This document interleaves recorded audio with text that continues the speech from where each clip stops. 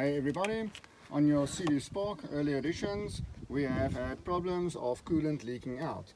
So obviously, just to show you guys, here is an early model Seadoo Spark with a coolant leaking problem. You can see the buildup of the coolant on the block and as it is pouring down.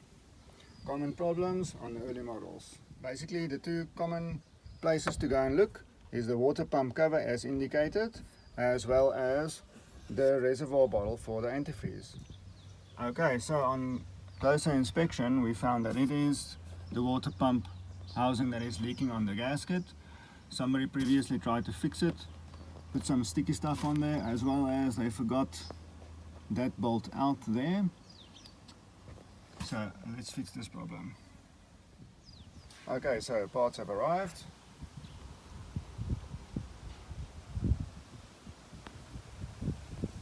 So the new seal is higher, it's 7 millimeters. The old seal is 6.6 millimeters. There's your new bottle. Let's install these.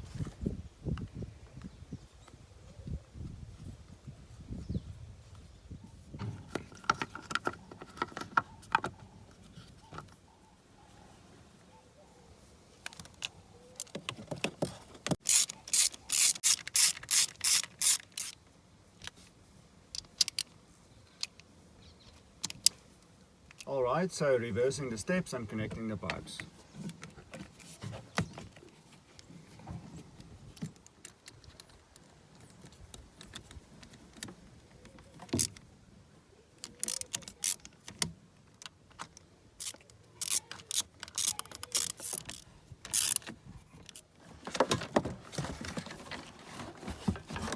Right, changing out the bottle, removing the solenoid first to get to the screw.